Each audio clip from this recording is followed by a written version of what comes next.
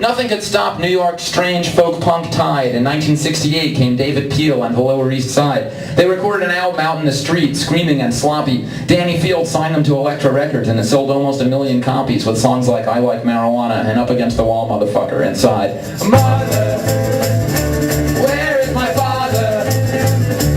Where is my brother? They're at war. They're at war. They made them join the 30 U.S. Army. You told them all the filthy white lies. You gave them all the bullshit and baloney. Now my brother and my father gonna have to die. And the Stooges were a freak-out band in Detroit, but folks ignored them until Danny Fields brought them to New York and had John Cale from the Velvets record them. While most acid rock was turning into progressive, the Stooges instead pushed the raw and aggressive, and Iggy Pop sang about degradation and boredom. Well, 1969, okay, all across the USA, another year for me and you. With nothing to do. Year for me and you, another year with nothing to do. And in 1970, David Peel's second album came with some amazing songs and some a little lame. In most pre-punk histories, David Peel gets forgot because he was a hippie singing lots of songs about pot. But his second album is the first album with the real sound that electric punk rock soon became.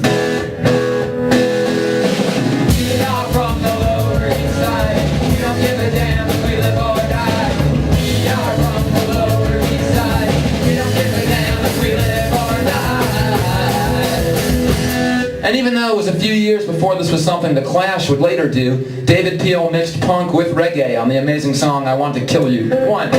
3, 4. And all the people of the future generation. And all the people in a life of demonstration. And all the people in a world of aggravation. We gotta change the world before annihilation.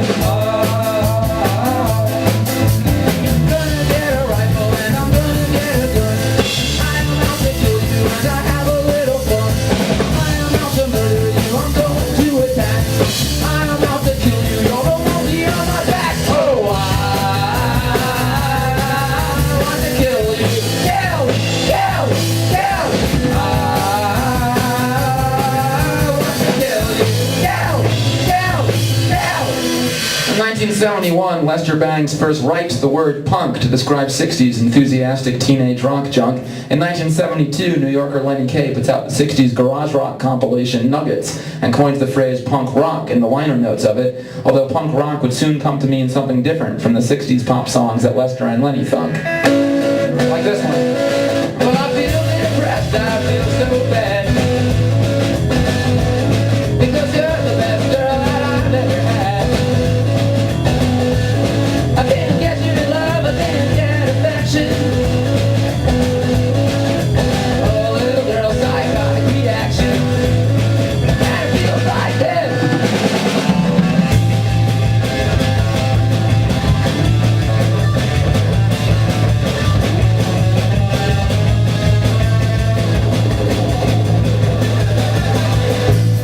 And Lenny Kaye was also a guitarist, and he began playing music with an Eastside poet named Patti Smith, who would use it to mix wild poetry with simple rock stuff, like the Fugs in a way, but less rough.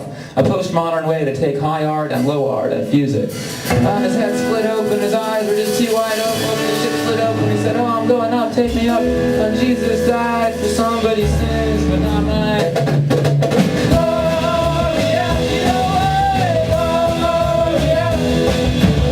In 1972, 1973 is around when the New York Dolls start, mixing trash and drag fashion with a rock and roll heart. The Johnny Thunders' David Johansen sound mixed the old-style simple rock with the new New York underground and sort of defined the moment when stupid on purpose became the new smart.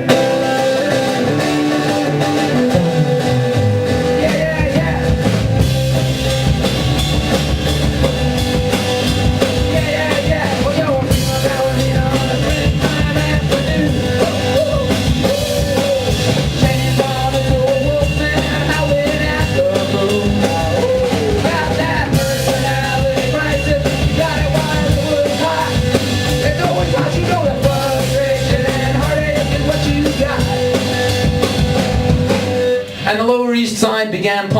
fashion as well, with spiked hair and ripped clothes worn by a poet named Richard Hell. Hell was in television, the Neon Boys, the Heartbreakers, the Voidoids, and he wrote the song that gave the new 70s punk generation its first anthem, Yell.